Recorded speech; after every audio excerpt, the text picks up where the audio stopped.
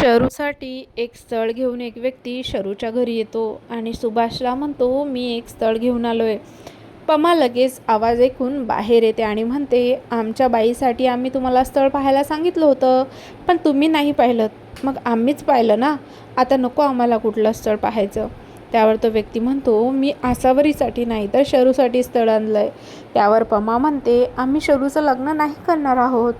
तो व्यक्ती म्हणतो, स्थळ खूप छान आहे. मुलगा फॉरेन कंपनीत कामाला आहे, बाबा फॉरेनमध्येच असतात आणि आई इथे असते. आई आणि मुलगा दोघेच राहतात. मुलाला 2.5 लाख पगार आहे.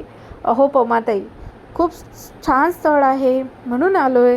त्यांना आपल्या शरूविषयी मी सगळं सांगितलं आहे. त्यांना शरू पसंत आहे, म्हणून पत्रिका मागायला आलोय.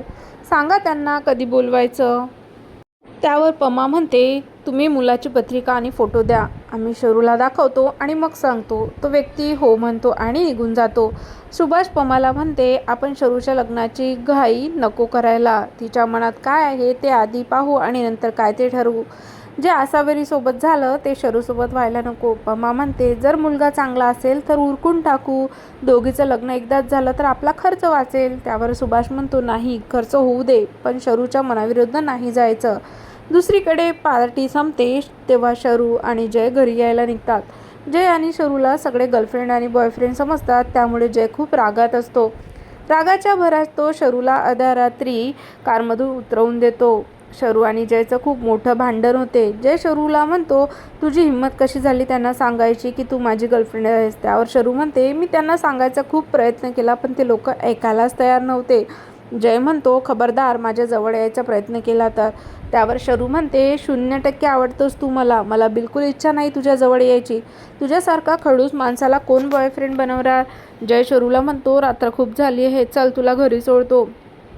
त्यावर शरू म्हणते, नको, मला तुझे उपकार नकोत, मी माझी जाते. असं म्हणत ती चालायला लागते. रस्त्याने चालत असताना काही गुंड शरूची छेड काढतात. शरू बिचारी रडत म्हणते, मला जाऊ द्या, पण ते काहीच ऐकत नाहीत आणि तिला हात लावणार इतक्यात जय तिथे येतो आणि शरूला त्या गुंडांपासून वाचवतो. त्यानंतर दोघं जयच्या घरी पोहोचतात. शरू म्हणते, मी घरात येत नाही, काकी असेल, आणखी रागवेल, मला घरी सोड. त्यावर जय म्हणतो, अशा अवस्थेत घरी जाणार का. घरी सगळे काळजी करतील. साक्षीचे काही ड्रेस आहेत, त्यातला एक घाल आणि मग मी तुला घरी सोडतो. शरू म्हणते, ठीक आहे, आणि दोघंही घरात जातात. घरात गेल्यानंतर जय शरूची मलमपट्टी करतो आणि शरू जयची.